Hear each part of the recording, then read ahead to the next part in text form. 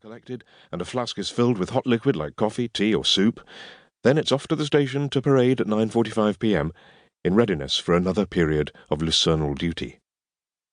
By the time the officer has totally adjusted to his changed bodily rhythms, it is time to have a day off. It is then necessary to readjust to a sort of normality, a task which is not difficult after only 2 or 3 nights, but which is nigh impossible after a long breaking-in spell of 3 weeks full nights.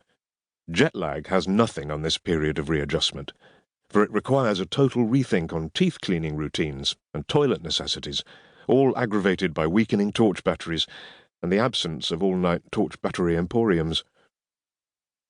If this long-enforced spell of somnambulism appears to be futile, it does have a purpose. The idea is to allow the budding constable to become properly acquainted with his beat before he is turned loose upon an unsuspecting public in the full glare of British daylight. It is reasoned that in the wee small hours of the morning he can potter about the town, often accompanied by a seasoned local officer, to learn all about vulnerable properties, to discover places where cups of tea can be obtained at any hour of the night, to know which bakers use police officers to test the quality of their buns, and to locate shops which offer discounts. There is the added bonus of discovering windows at which attractive ladies undress without curtains. It is also advantageous to be shown hiding places where the sergeant never looks, along with a host of other useful information. A lot of experience is gained on night duty. It is the foundation of future bobbying. After the introductory term, the young officer is turned out to face his public, with his training school confidence either pleasantly consolidated or totally shattered by the experiences of those 3 weeks. It is of such experiences that I now write, for this book relates some incidents which have occurred during prowling periods of night duty. I feel that it is prudent from the outset to state that the term night is of considerable academic interest to the prowling police officer. It has so many different meanings within the law of England, many of which affect the performance of the bobby's duty.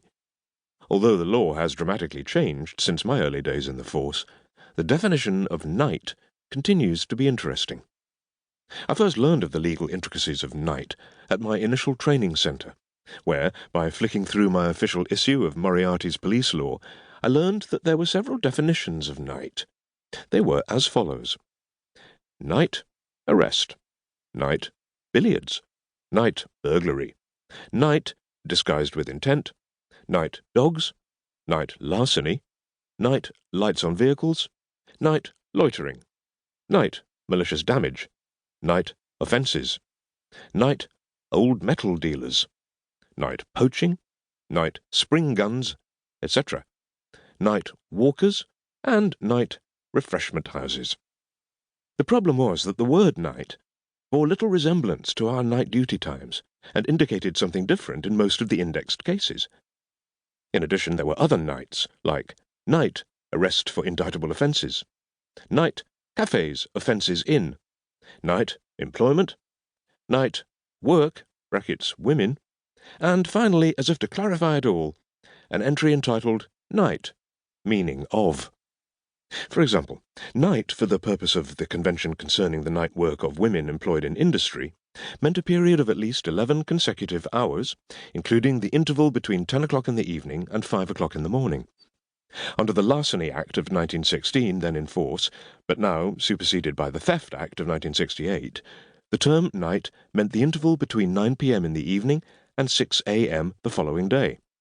In those days, an offence committed during the night hours was considered infinitely more serious than a similar one committed during the daytime.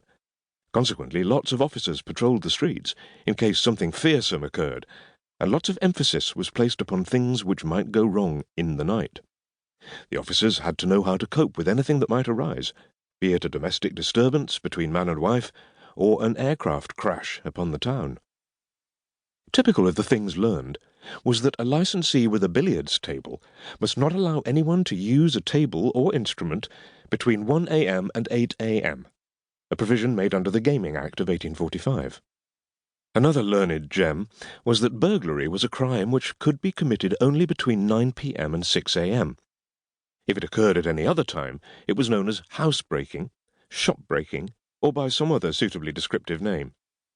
The same period of night, 9 p.m. until 6 a.m.,